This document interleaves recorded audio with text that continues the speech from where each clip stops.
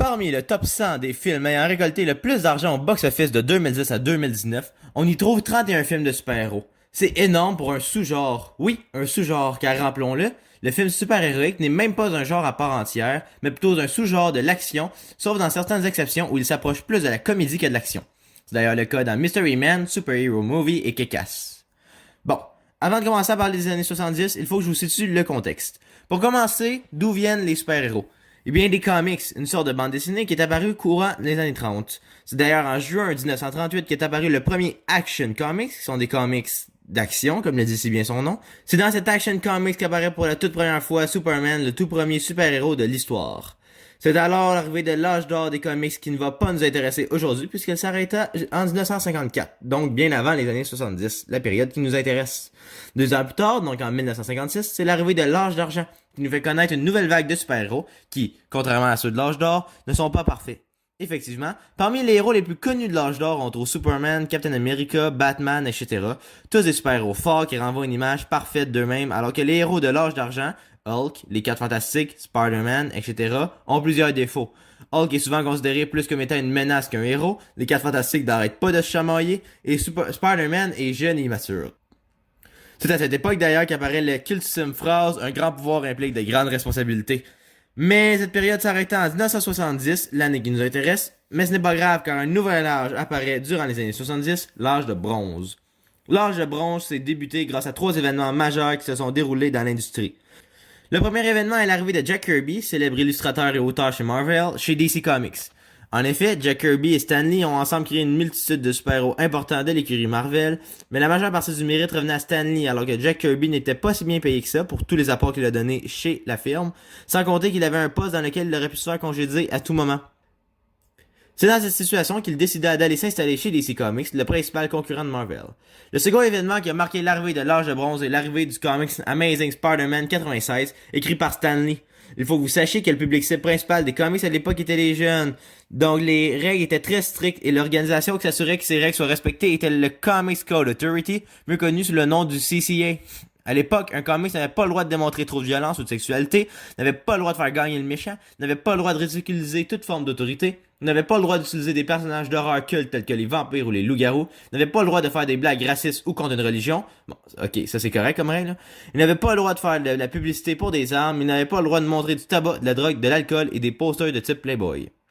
Or, en 1971, le Department of Health des États-Unis a demandé personnellement à Stan Lee d'écrire un comic qui explique aux jeunes les conséquences de prendre de la drogue. Et celui-ci accepte. Cependant, comme j'ai dit plus tôt, selon la CCA, il est interdit de montrer quelconque stupéfiant dans un comics, donc ils ont interdit la publication du comics de Stan Lee qui prévenait les jeunes, ironiquement.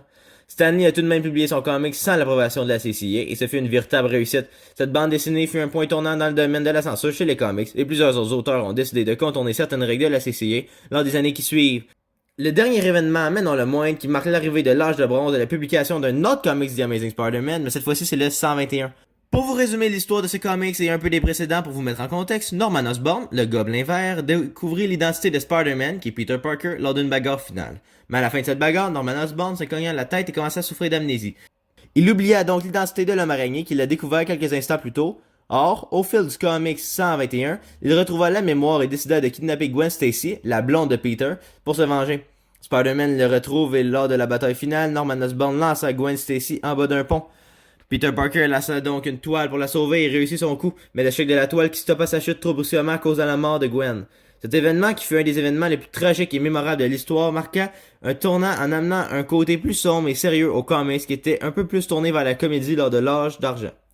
En effet, presque jamais auparavant dans les comics, une mort aussi importante fut définitive. Dans les comics à l'époque, lorsqu'un personnage mourait, tout le monde le savait très bien qu'il allait faire un grand retour dans les années qui suivent, mais ce ne fut jamais le cas pour Gwen Stacy. Dans le comics qui suit, Peter Parker commença à se poser de réelles questions éthiques, se considérant coupable de cette mort puisque c'est le choc de sa toile qui a tué Gwen Stacy. Donc l'âge de bronze démontre une certaine maturité chez les comics avec l'assouplissement des règles de la CCA qui permet aux auteurs d'aborder des sujets beaucoup plus sérieux et avec la mort de Gwen Stacy qui eut de réelles répercussions sur le futur de l'histoire de Spider-Man. L'autre chose qui définit l'âge de bronze est la chute des comics qui deviennent de moins en moins populaires. Bon, Assez de blabla, commençons à parler des films de super-héros, parce que c'est quand même pour ça qu'on est là à la base. Il faut noter que ça a pris du temps avant qu'on voit un film de super-héros, puisqu'ils sont avant tout apparus sous forme de séries télévisées ou de céréales. Même que le tout premier film en tant que tel de super-héros, Batman, sorti en 1966, est une suite slash adaptation d'une série du même nom, qui comporte les mêmes acteurs. Il faudra attendre 1978 avant d'avoir un vrai film super-héroïque qui n'est pas adapté d'une série et qui a son propre casting grâce à la sortie de Superman. Le film est très moderne pour son époque, il a plutôt bien vieilli au fil des années. En partie grâce à son casting 5 étoiles incluant Marlon Brando, Gene Hackman, Margot Kidder et Christopher Reeves, le film sur l'homme invincible fut une véritable réussite en amassant 300 millions de dollars au box-office. Il fut d'ailleurs le second film ayant récolté le plus d'argent au box-office l'année de sa sortie, le premier étant Grease. A noter que la suite sortie 2 ans plus tard fut également une réussite, mais le troisième opus de la franchise mettant en vedette le célèbre humoriste Richard Pryor fut un véritable flop, et la catastrophe fut encore pire pour le quatrième opus. Voyant le succès des 2 premiers films DC Comics, Superman et sa suite, Marvel se lança dans l'aventure avec 2 films durant les années 80. Ils ont surprenamment pas choisi 2 personnages très populaires, Howard the Duck et The Punisher, qui furent tous 2 de fracassants échecs. Mais n'allez pas croire que tout allait pour le mieux pour DC également. Durant cette décennie, comme je l'ai dit plus tôt, Superman 3 et 4 furent de retentissants échecs, et la même chose est arrivée à Supergirl et Swamp Thing, qui étaient pourtant réalisés par le talentueux Wes Craven, qui réalisera plus tard A Nightmare on Elm Street et Scream.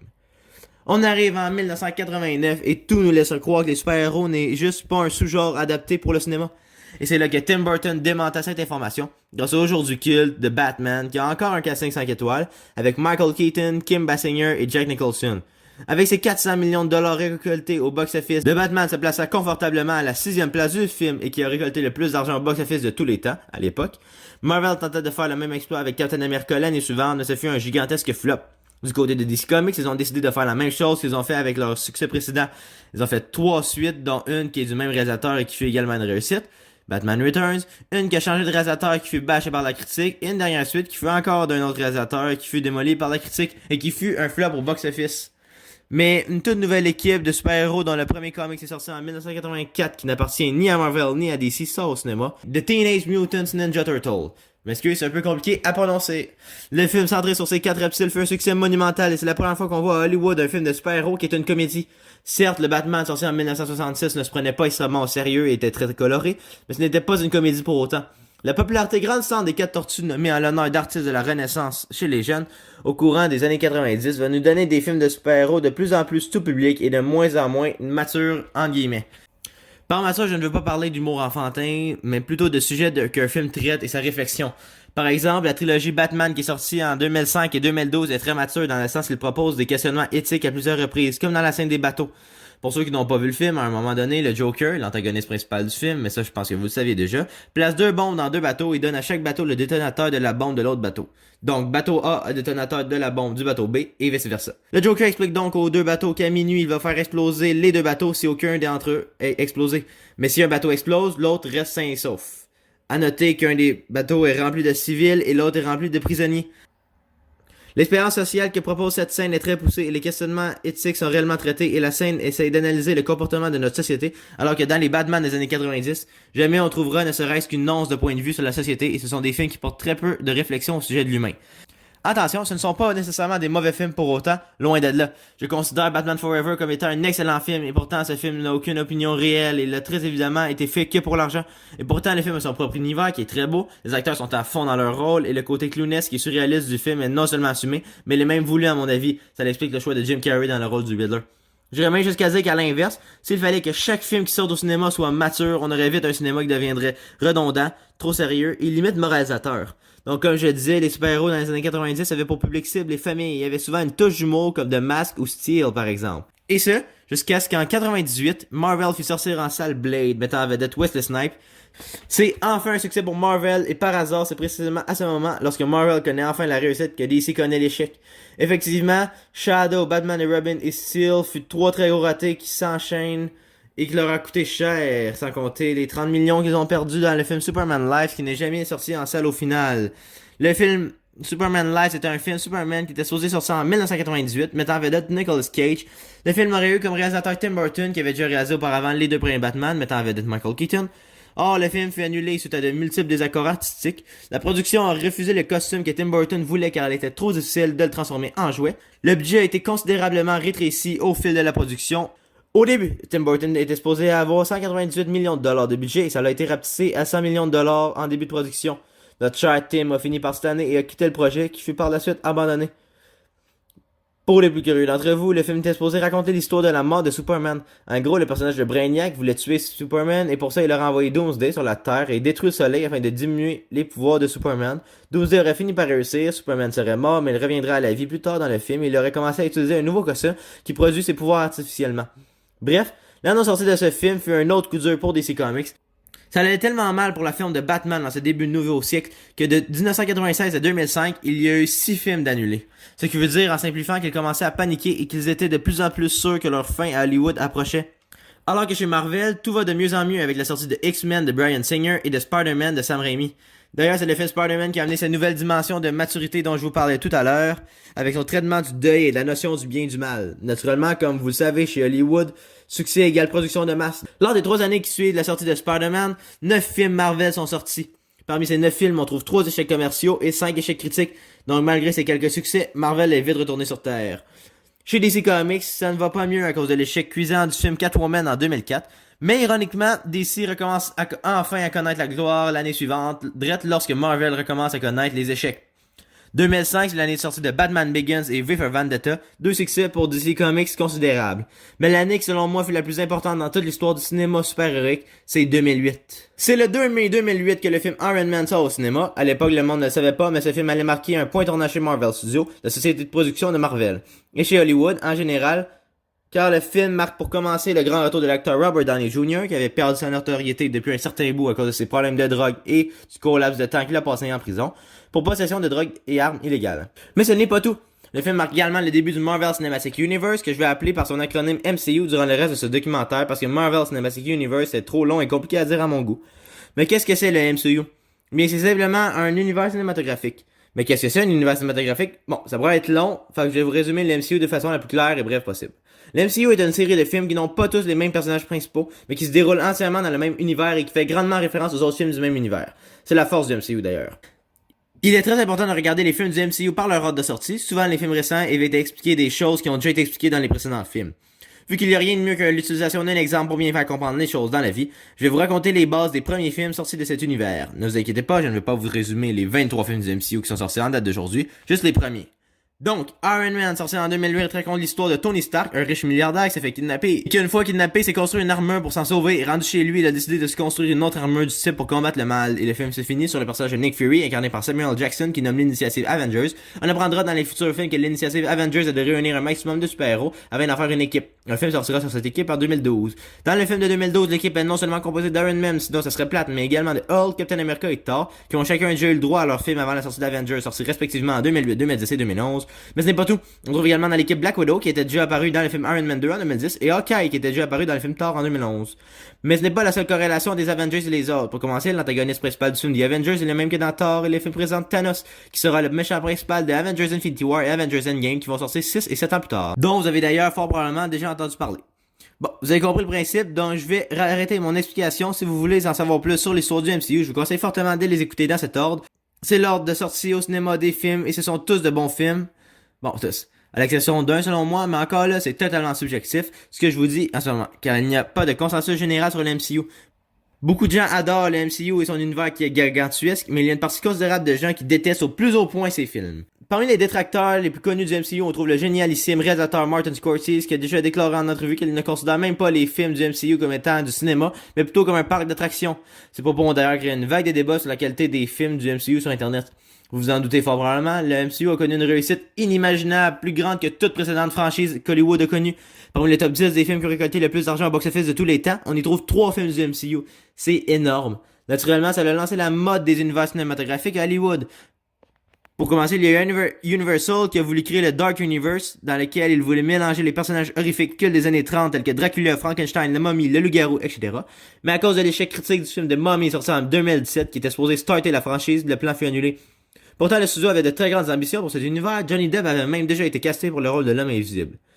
Sinon, parmi les univers cinématographiques en cours d'exploitation, on a le Monsterverse qui relie King Kong et Godzilla afin d'aboutir à un film final nommé Godzilla vs Kong qui est supposé sortir en 2021. À noter que ce film était supposé sortir cette année, mais il fut repoussé à cause du COVID-19. Mais l'univers cinématographique autre que Marvel qui a le mieux réussi son affaire et qui a connu la plus grande popularité est sans contredit le Conjuring Universe. Le Conjuring Universe est un univers cinématographique horrifique centré sur le couple d'Ed et Lorraine Warren, qui a réellement existé, qui sont des chasseurs de fantômes. Les histoires de la majeure partie des films du Conjuring Universe sont supposées être vraies. Naturellement, on a zéro preuve de cela. Malgré tout, ce sont tout de même des cas de possession fantomatique supposément vrais très crédibles. D'ailleurs, pour l'anecdote, Ed Warren est le seul démonologue de l'histoire à avoir été reconnu par l'Église catholique. Il y a 7 films de cet univers qui sont sortis au grand écran en date d'aujourd'hui. Pour finir, parmi les univers cinématographiques à Hollywood, il y a également eu le DC Comics Extended Universe, DCU, dont je vais vous parler plus en détail plus tard. Donc, pour en revenir à 2008, parce que oui, avant que je commence à me perdre dans les univers cinématographiques et le Marvel Cinematic Universe, on parlait de 2008, il n'y a pas eu qu'Iron Man comme important film de super-héros sorti cette année. Il y en a eu même un qui a plus marqué les esprits qu'Iron Man cette année-là, selon moi, et c'est The Dark Knight. The Dark Knight, ce chef-d'œuvre qui est déjà culte, alors qu'il est sorti il n'y a que 12 ans de cela. Le Chevalier Noir a marqué les esprits. Il fut le premier film de super-héros de l'histoire à remporter plus d'un Oscar. D'ailleurs, un de ces Oscars fut remis de façon posthume à Heath Ledger, qui a brillamment interprété le Joker dans ce film. C'est en 2011 que DC Comics a essayé de partir son propre univers cinématographique avec le film Green Lantern. Je précise bien qu'ils ont essayé de partir leur propre univers cinématographique car ça n'a pas marché vu l'échec monumental qui fut le film, autant au niveau critique que commercial. DC Comics a voulu se réessayer en utilisant une de leurs valeurs sûres cette fois-ci en 2013, Superman. C'est cette année qu'est sorti Man of Steel. Cette fois-ci, le pari est réussi et il décide officiellement de lancer le DCEU. A noter qu'à l'époque, on ne savait pas que ça allait s'appeler le DCU. C'est plutôt récent que DC Comics a donné un nom à leur univers, qui est le DC Extended Universe. Malgré la réussite de Man of Steel, rien n'était gagné pour DC, alors que tous les regards étaient sur Marvel à l'époque. DC a décidé de se baser sur The Dark Knight pour son film suivant, un film sombre et politique mettant en vedette le Chevalier Noir, Batman v Superman, Dawn of Justice. Le film fut un énorme succès commercial, mais du côté critique, ce fut plus mitigé. Beaucoup de fans de Marvel lui reprochaient de ne pas être assez fun, entre guillemets. La notion de fun dans le cinéma est un peu ambiguë, mais en gros, c'est l'inverse du mature. Là où un film mature va nous porter à réfléchir, va nous faire vivre des émotions fortes et va être très réaliste, un film fun va être coloré, va être centré sur l'humour et l'action, au risque de causer des incohérences dans le scénario. Comme je l'ai dit plus tôt, à mon avis, pour avoir un Hollywood qui nous propose des films intéressants, originaux et bons, tout simplement, il faut que ces deux types de films coexistent.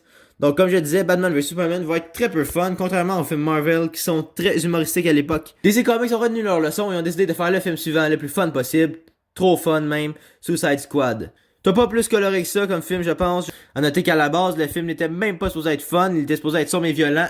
C'est justement à la suite des multiples reproches faites à Batman vs Superman qu'ils ont décidé d'en faire un film fun, mais ce fut une grave erreur. Le film s'est fait démolir par la critique, particulièrement Jared Leto, qui nous a livré une prestation plus que décevante, comparée à celle livrée par Heath Ledger 8 ans plus tôt. Ce qui est dommage parce que Jared Leto était très enthousiaste d'incarner le personnage machiavélique du Joker, mais il lui manquait un petit quelque chose. Il n'avait pas cette étincelle de folie que le Joker.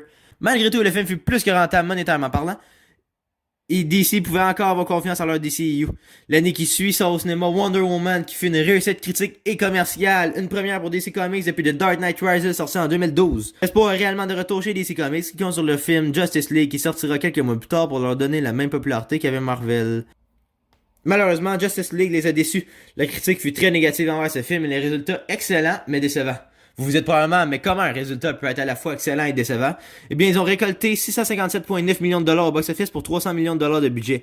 Ce qui est très bon, mais les attentes de DC Comics rôdaient autour du milliard au box-office, ce qui est franchement beaucoup plus que 657,9 millions. Après la Ligue des Justiciers, l'espoir était perdu. Le DCU était officiellement mis de côté et DC Comics a décidé de continuer les films de l'univers sans les connecter les uns dans les autres. D'ailleurs, depuis qu'ils ont pris cette décision, leurs résultats au box-office sont excellents et les critiques sont très positives. Donc souhaitons-leur que ça continue dans le futur. Pour conclure, ce temps-ci, les super-héros sont dans un pic de popularité et malgré le fait qu'Avengers Endgame semble avoir été l'apogée du sous-genre, je suis convaincu qu'il va rester populaire pendant plusieurs années. Au revoir!